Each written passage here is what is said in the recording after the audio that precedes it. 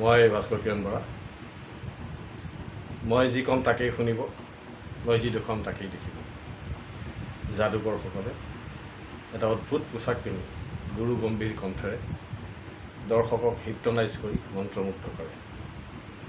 তাৰপিছত মিছাক সঁচা কৰি ৰাইজক অভিভূত কৰে। ঠিক সেইদৰে আমাৰ এচাম সাংবাদিকে, ইলেক্ট্ৰনিক মিডিয়াৰ কিছুমান সাংবাদিকে বা মুখ্য সম্পাদকে AC ৰুমত বহি ধুনীয়া সাজ পোছাক পিন্ধি কিছু ব্যক্তি গোটাই কিছুমান অদ্ভুত ধৰণৰ মন্তব্য কৰে বা মানুহক অপমানিত কৰে। তেখেতসকলে পাহৰি যায় নিজৰ সাংবাদিকতাৰ ধৰ্ম। তেখেতসকলে কি কৰা উচিত? গণতন্ত্ৰৰ চতুৰ্থ স্তম্ভ বুলি কোৱা হয়। গণতন্ত্ৰ জীয়াই ৰখাত সহায় কৰে, কিন্তু গণতন্ত্ৰৰ বিৰুদ্ধে তেওঁলোকেই যায়।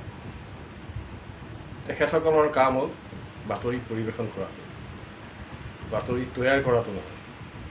কি ঘটনা ঘটে সেইবিলাক সুন্দৰভাৱে নিৰপেক্ষভাৱে পৰিৱেশন কৰাটোহে তেখেতসকলৰ হ'ব।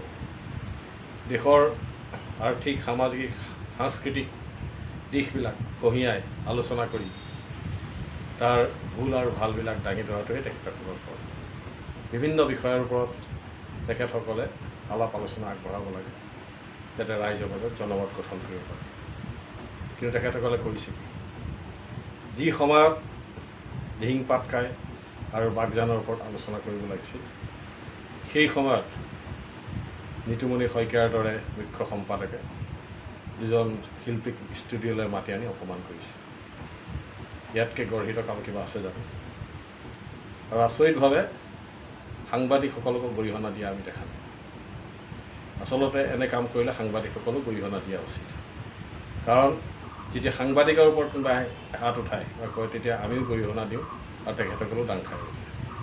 কিন্তু সাংবাদিকসকলে যেতিয়া বেয়া কাম কৰে, সেই সময়তো তেখেতসকলে গৰিহণা দিয়া উচিত। বিভিন্ন যুক্তি দি বচাবলৈ চেষ্টা কৰি লাভ নাই।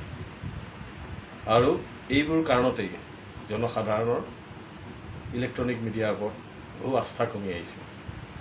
সেইকাৰণে বহুতেই সামাজিক মাধ্যমৰ ফেচবুকৰ আশ্ৰয় লৈছে, ফেচবুক, টুইটাৰ। ফলত জনমতো গঠন হৈছে। এইবিলাকৰো বেয়া দিশ নথকা নহয়, আছে।